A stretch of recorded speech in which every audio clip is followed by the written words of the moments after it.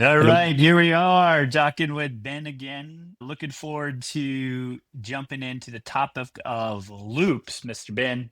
Been doing a lot of work back and forth over the last couple days, starting to get more into a rhythm of what a loop is all about. For those that are excited about this topic or this idea, AI loops is the new hotness. Maybe it's not so hot for some people, but as we've been exploring and trying to work towards more efficient workflows and understanding how do we build sustainable systems that allow us to keep growing, making things better, tweaking things, staying on top of it. You know, websites are living things, and the worst part about a website sometimes is trying to keep it up to date, and it can be very difficult. So loops are cool ways to keep us in tune. And I think there's two things we're going to talk about, Ben, is the system closed loop, which you've been working on and is more defined and maybe more engineering specific at this stage, and the human loop, which we call that human closed loop, or we'll debate whether that's human block loop or whatever that is.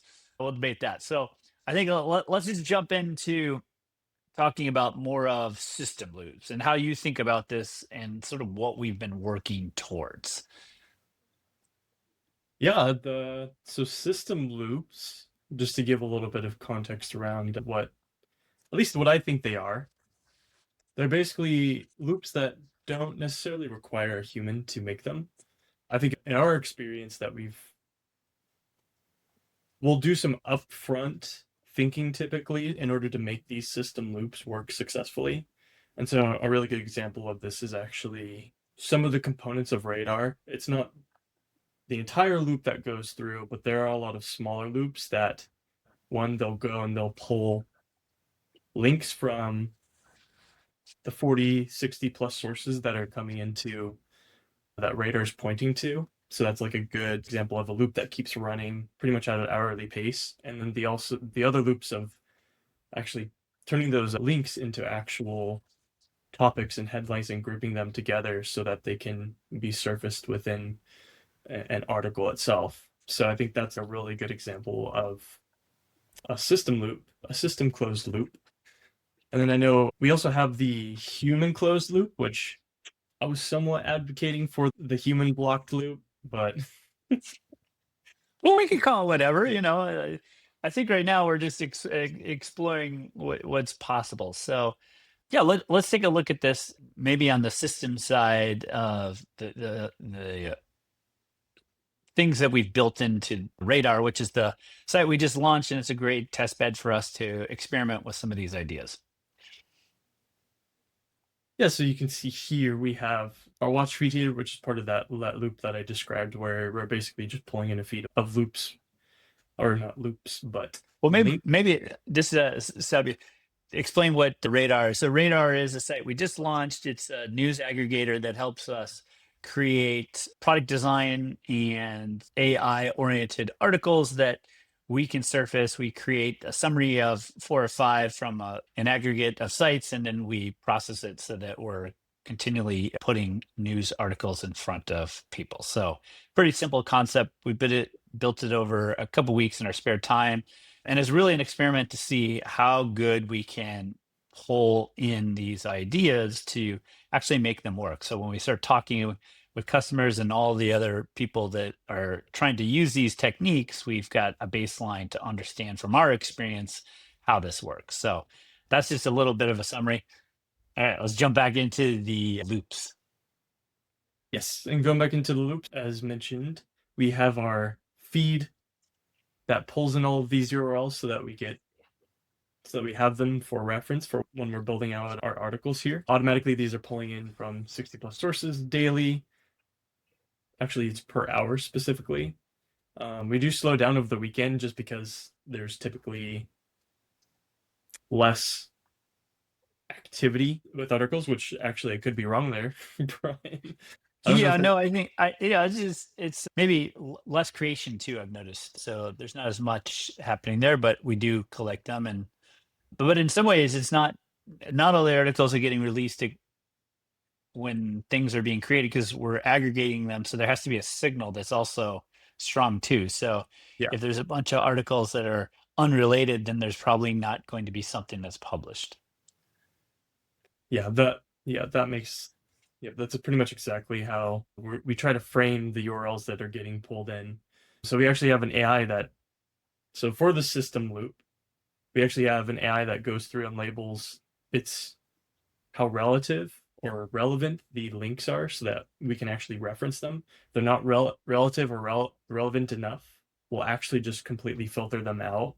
Well, of course, they'll store them from a programmer's perspective of so that we're not re-indexing them, but we have a way to filter them out so that we can actually use them in articles in a more succinct way. So that sort of closes that a small system loop there of just being able to pull in these links and curate them so that they're easily usable. Right. So that's sort of the first loop that's happening, and it's happening continuously. It's the system is doing it and it's automating it. We're not actually putting any continuous input in there. We've predefined it. You've tweaked it a couple times after seeing some of the crud that comes in based on what some of these sites are pushing out. Yeah. Yeah. I actually, do we want to go through the full, all of the different loops that we have in Radar? Yeah, let's just, kind of summarize them and show them. So I don't know if we need like deep, but I think it's kind of interesting, don't you think? Like just to look at some Yeah, I think of how this works. Yeah. so. I guess so the next loop that comes into place after our watch loop here that pulls in these links, we have a loop that also runs and compacts these links and turns them into headlines. So it'll parse through right now you can see here that we have 452 links that are available to group, which means that they're open, not being used, and that we can actually use them to generate a headline.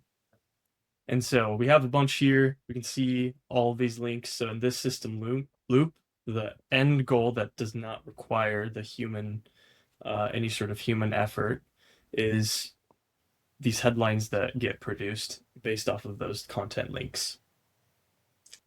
So that's just explaining it a little bit more simply here. Our next loop is actually a human closed loop. So what's required here to get to an actual high quality article is, at least for right now, a person that can go through and say, hey, this topic headline is the most interesting topic. And so we've built out an arena that's especially good for rating these headlines and doing like a head-to-head match. And as explained in one of our other videos, we do an elo/chess system that allows them to bump swap positions if one's a really high performing topic and one's a really low one, and the low one gets selected out of the four, it'll actually bump it up by a lot, and actually that top one actually gets bumped down by a significant amount. It doesn't mean that they'll swap positions, but it just Right. means their score gets. And so this is what we'd call a human loop, where we're putting in ourselves into the mix to aid in the ranking. So the initial ranking is done by the system, and then we're augmenting it based on our input by say, hey, this reads better, or this is a better topic, or this is interesting. Yep, exactly. All right. Very cool. And then in this next part, of course, we have another little, it's more, I think this one, I don't know if I'd consider it a loop, but once we have a high performing article or topic area, we actually go through and just generate it. So I don't think that's necessarily a loop, but it could be wrong, Brian. Actually, you know what? The loop here is actually, once we have this draft generated, we have the human element of one, looking through the sources and making sure that they're actually relevant, and then two, checking out the content and making sure that it's of high quality and that it makes sense. And in the human closed loop, we actually have the ability to update the article headlines and content and whatever else is Right. necessary. Which is what you're going to show here once this is done generating. Right. So as you go through the generation process, it's basically prompting and doing the sort of process of evaluating the inputs and then trying to figure out this output that is going to show up. So it takes a minute or so to generate this, but it's also generating an image and whatnot. So the idea here is that at this stage, we're manually doing this step or this process. This could be part of a system loop that's auto doing it, but we've made this human for right now. All right. So da, da, da, da, da. This is the thing that most people don't talk about with AI. There's an expectation layer where you start going faster in your loops and you start trying to get things done, and then your dependency on it starts forcing you to want to make it go faster. And anytime there's any delay, it's like, uh. Anyhow, so this is the output, and it's created an image that is based on the summary article topic, and then we've put in our own sort of instructions of how we want this to play out. But this process is needs tweaking and continuous sort of making it better. But it's pretty cool to see unfold as we do this. Now, on the system side, once you've created these articles, we have also tried to work specifically on the interface itself, the actual display of all of these. And Radar has its own sort of goes down some pathways that aren't always what we want, but we're able to tweak. So yeah, like yesterday, we just did this release, right? Where maybe you can speak to what we put in there, Ben. Yeah, we've added some smaller items here to help make things a little bit more succinct, but we added in our little recent feed to provide more actions for a user. We've added a TLDR, which summarizes some of the smaller. It just gives you a good brief with what's happening. Yeah. And these are part of a loop that's getting created where we are basically in a stable state. We now create a bunch of new things that we want to do and put into the site. Maybe explain what we're doing there when we do that. Let's go. Well, basically there's a back and forth happening where we've outlined specific things that we think could improve the performance. And so we look at that as a list of like, what would it, if we could make this modification, what it would look like. And then we create a list of updates that we can put into the system. So yeah, here's a good example of basically a list of things that Brian's coming in. He's like, Ben, this stuff isn't working. No. Right. He provides like a list of feedback and what we're trying right now is to bring in screenshots to try to provide more context. Right now we have this human closed loop where Brian will drop feedback, or even I will have an idea about what's next to add to Radar, and we'll go through and we'll just list them out. We'll dump it in a specific thread and attach screenshots to everything.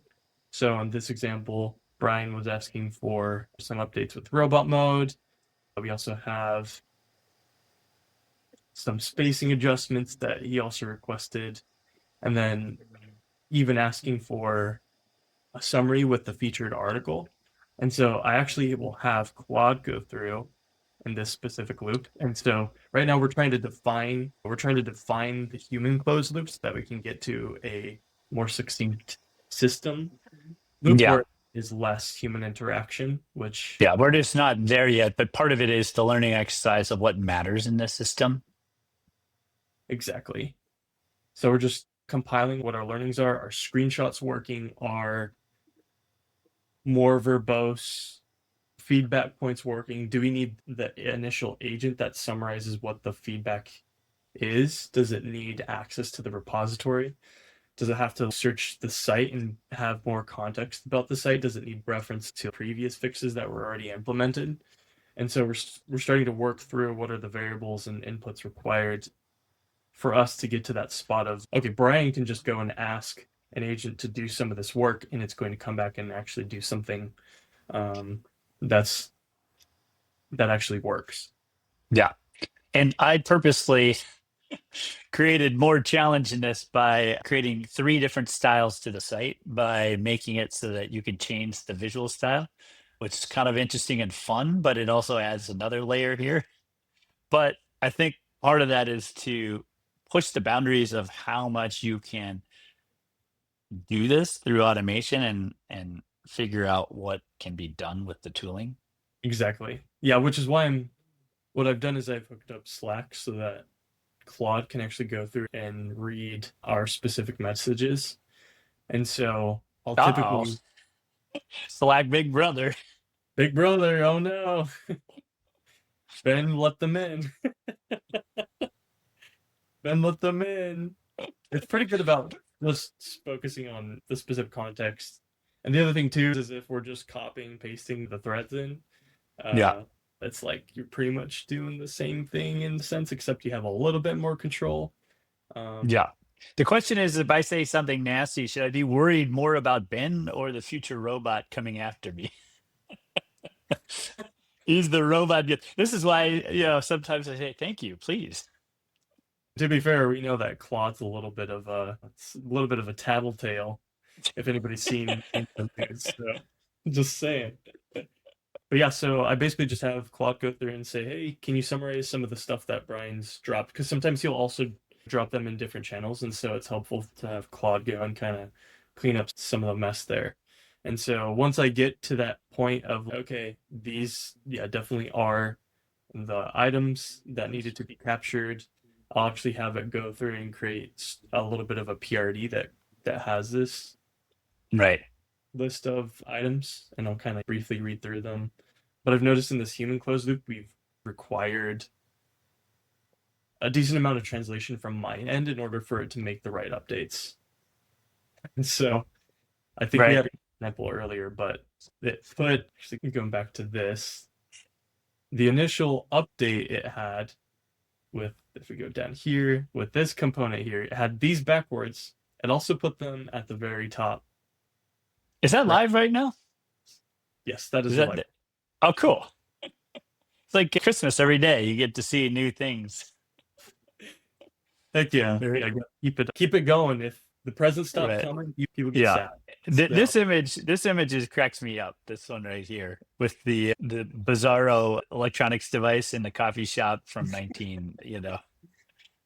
to figure out who they got. 1929. What era is this, do we think? I don't know. Wow, this feels like, yeah, like you said, like 1920s almost. I don't know. Yeah, it's good. It's good. But yeah, just to end the loop, basically what ends up happening is I capture this, I'll go through on the code side, I'll feed it to radar, as you can see here. I pass it along, and then it'll go through and it'll actually ask, sometimes it asks questions about some of the implementations, which is helpful. But towards the end of the day, this is what ends up getting produced. So it did implement the summary here correctly, but it did fail. It did fail, and it implemented the tags being aligned here. I know it failed at a certain spot. I just can't remember where.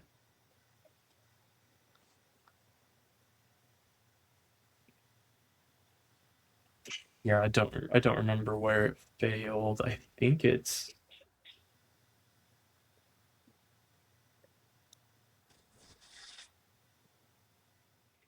Oh, yes, I remember now. So if you go to robot mode, which one of Bryan's requests. Oh no, it actually did do it. I lied. Look at that. We got It fixed it. Yeah. right. Oh, actually no, it's so in robot mode, it actually now it's doing this. Oh no. Yeah, it's because the font it's horizontally just pushes the button. So this is the fun part about trying to use multiple styles. Can it hold? Yep. Can it So, hold?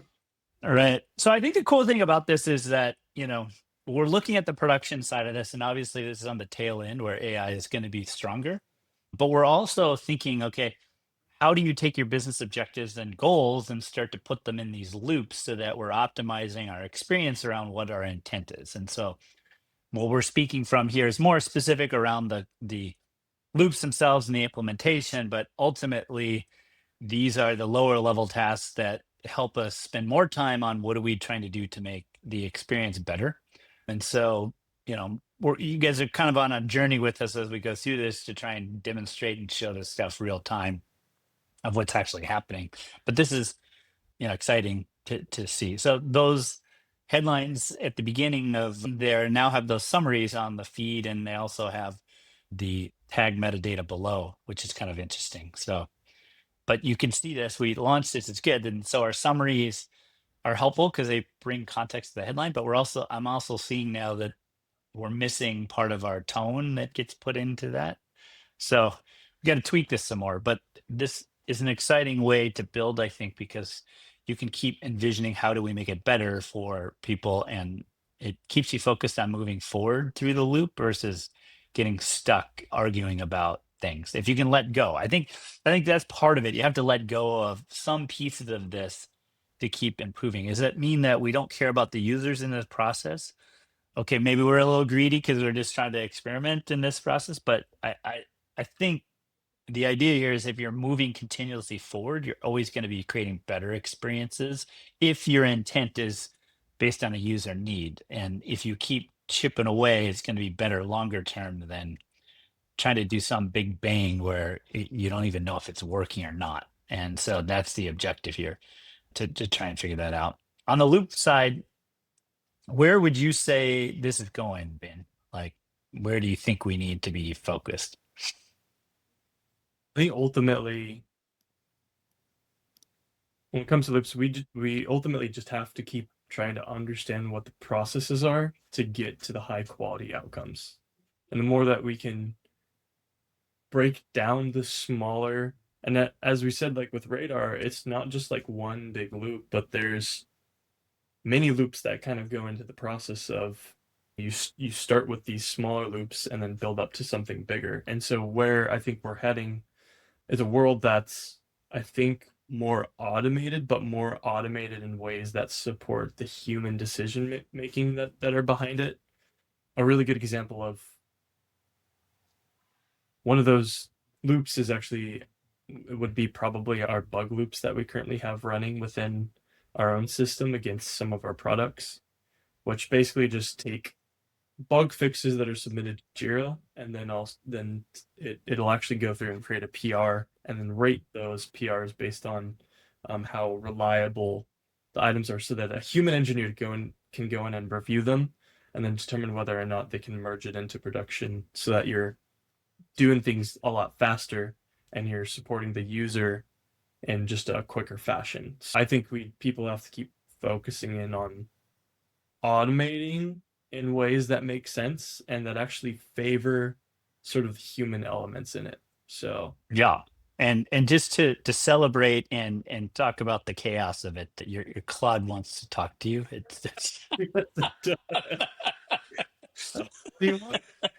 is the manic part of doing this work sometimes, is that you have these loops. But if we're honest, I think the idea here with the loop is to create less chaos and more consistency in the work. Now, that doesn't mean that the work goes away. It actually means there's more work to do. So this idea that like AI is going to automate your life away is probably a false assumption. What loops start to do, though, is create more regular cadence in the work, and also helps other people around you see progress without trying to one shot it or improve everything all at once. And so the more you can get into these workflows, I actually think it's a more healthy way to operate. Of course, you're going to be doing the one-offs and you're trying to do all this stuff. It's just the natural part of doing work for at least a designer. On the engineering front, perhaps there's more ways to create consistency. So, I don't know if you're going to completely get to a place where everything is a loop. That's just, in some ways, that sounds like boring. yeah. But in some like ways, it also feels good, though, because you now have ways to create incremental value if you set it up right. So yeah, I think that's pretty cool. So all right, we'll sign off now. But I think moving forward, there's more to talk about on the loops and seeing how this thing unfolds. For those that are interested in talking more about loops, we are excited about it and trying to invite people into our conversation. You can join us in the forum, ZURB, and we are putting more of this content in there so that we can engage in conversation. So, all right. Thanks, Ben. Appreciate the show and tell.